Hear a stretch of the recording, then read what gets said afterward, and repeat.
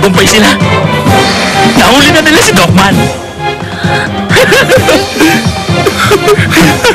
Lady Michelle, sa wakas nagawa na natin. Ayos yun nila. Isipin nyo, ang kambal na anak ng hari mabubunyag na, hindi ba? Nagawa na nga natin. Ngayon ito na ang simula. Kailangan niyo na maghanda.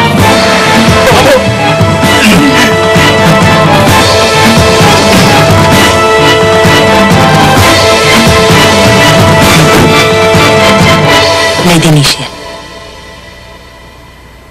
Bakit? Siya ang batang isinilang na maging walo ang pangkat ng 7 bituin. Ang propesiya ng gabing yon, nakalimutan mo na ba?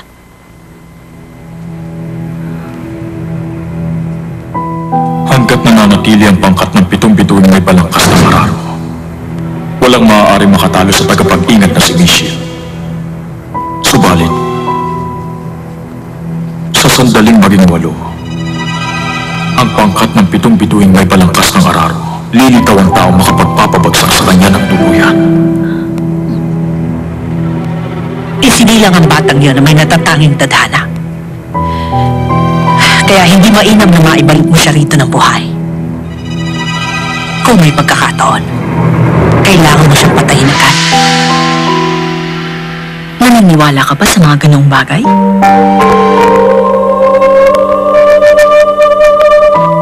Malamang, ikaw nga pala ang punong babaylan. Nakalimutan ko. Lady Michelle, hindi ba isang kumpas lang ni Michelle bumubuhos ang ulan? Isang salita lang ni Michelle at nawawala ng liwanag ang buwan. Pangkat ng 7 bituin, batang itinadhana. Huwag mo na nga akong patawan. Nakalimutan mo na ba, Lady Solly? Ako si Michelle.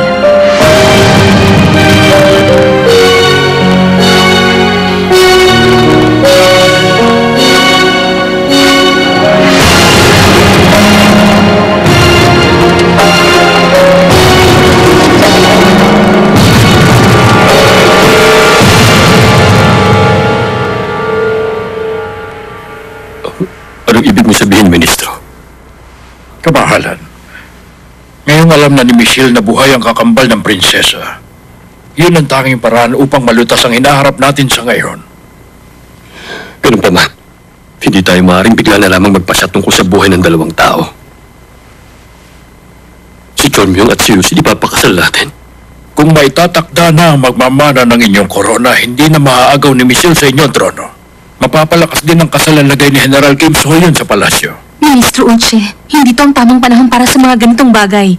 Nasa panganib ngayon si Docman at yun ang mas mahalaga. Kapag nakasal ka, hindi na rin manganganib si Docman. Nagsimula ang mga suliranin dahil walang prinsipeng magmamana ng korona. Kapag nakasal sila, si Yusin ang tatayong tagapagmana ng korona. Hindi na manganganib na magwakas sa sagradong angkan.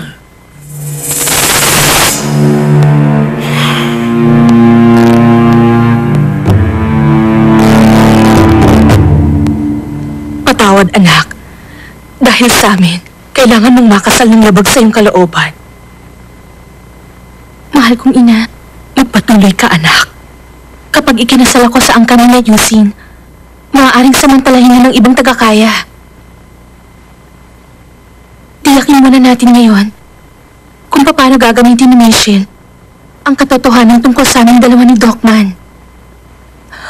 Tama ka, anak. Araw at gabi ko yung inaalala.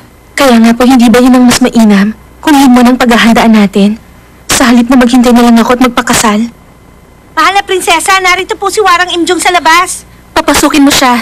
Opo.